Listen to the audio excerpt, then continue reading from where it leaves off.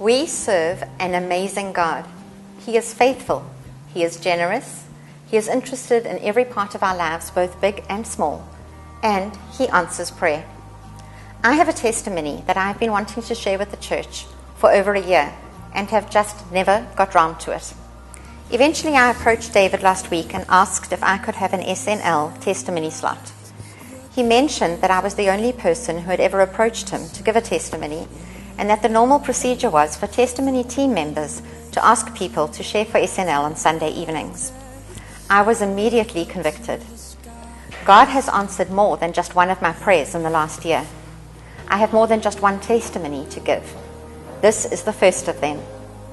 About 8 years ago, I was diagnosed with a chronic illness known as fibromyalgia. Chronic means long-term, not terminal. Each person with fibromyalgia experiences some of the symptoms in varying degrees. When my diagnosis was made, the specialist commented that he had never seen a more textbook case. I had every symptom of the illness. These included severe joint pain, all-over body pain, similar to what one experiences with a bad dose of flu, headaches, stomach pain, back pain, and occasional chest and facial pain.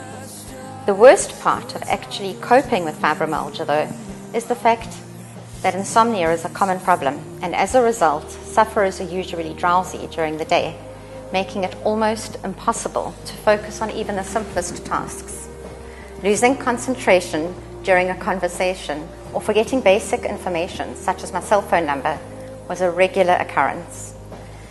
The medical term used for this is brain fog, and it can be extremely embarrassing when interacting with people. Also, the combination of not sleeping properly and being in pain means that a person with fibromyalgia has very low energy levels and cannot usually cope with a daily schedule, and resting sometime during the day becomes essential, making it almost impossible to hold down a full-time job. Sitting still for longer than 15 to 20 minutes is painful. Attending both services on a Sunday was usually impossible. Once the diagnosis of fibromyalgia was made, I was put on a whole regime of tablets, which did little to either assist my pain or energy levels. Plus, there was the added frustration of side effects. There was a period of 4 months where I didn't see Ian or my children in the morning because I couldn't get up before 10 or 11 a.m. And I had to have a 2 to 3 hour sleep every afternoon.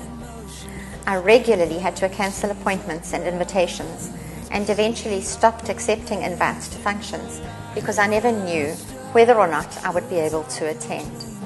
During this 8-year period, I saw 3 GPs, 3 specialists, including one in Australia, hoping for a different treatment program, 2 physiotherapists, in the hope that this would provide some pain relief, a psychiatrist in order to rule out depression, and a psychologist to help me deal with the daily pressure of living with an illness as incapacitating as fibromyalgia.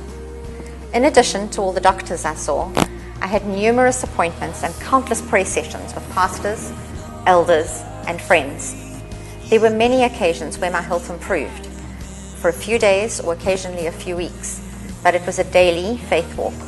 On many days, it was only the support and encouragement of my husband, children, friends, and church leadership that kept me from completely falling apart.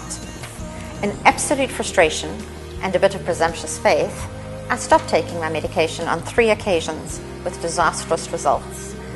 The reason I've explained everything in such detail is because it is important for someone to understand the place from which God took me in order for them to fully understand the place to which He has brought me. In December last year, I was referred to yet another doctor. To be honest, I didn't want to go. By this stage, I knew for certain that my diagnosis was correct and I was standing in faith for my healing, and was not at all confident that anything more could be done medically. But one of the things we had obviously prayed was that the doctors would have wisdom to know what to do every time the symptoms worsened. The psychologist who referred me is born again, and trusting her judgment, I made an appointment. And this is where the good part starts. The doctor I saw is also born again, always a bonus. I had an eye-opening, emotional, yet very amusing appointment with him.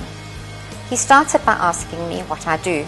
I replied that I homeschool my children, whom we discussed one by one. When he asked about Sarah, I told him she was in Bible college. It was when he learned that Ian is a pastor, that he looked visibly disappointed. "Oh," he said, "you're one of those perfect church families." As we continued with the appointment, we discussed my family history and medication, after which he gave me a huge grin and said, "I thought this was going to be boring, but it's going to be fun. You are a mess. I can fix this." The result of the appointment was that I had been on the incorrect medication for the past 7 years, and 2 of the medicines reacted negatively with one another to cause a bunch of really debilitating side effects. This was no one's fault, as all of the doctors that I had previously seen had agreed that I was on the correct medication for my condition. He told me he would give me a month to adapt to the medicines, and then he would hospitalize me for 2 weeks because it was unlikely there would be much improvement. God is faithful. He answers prayer, and he did it in 5 days. I started sleeping through. I didn't need to rest in the afternoons. I had enough energy to attend both Sunday services and more time to spend with Ian and my children. I was able to accept invitations without being concerned about pulling out at the last minute, and I actually started making coffee dates with friends. I've joined the counseling team, something I have wanted to do for years, but never been able to make the commitment. Ian and I are in the process of becoming emergency foster parents, all things I could not have done in the past. When I went back to the doctor, even he was astounded. He decided to hospitalize me for 1 week instead of 2, and when I asked why, he seemed rather stunned and said, "Oh, I suppose you don't." I have been stifled by this disease or this illness for 7 years of my life.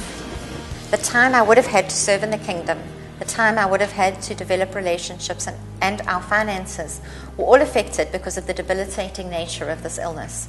But God is a God of restoration.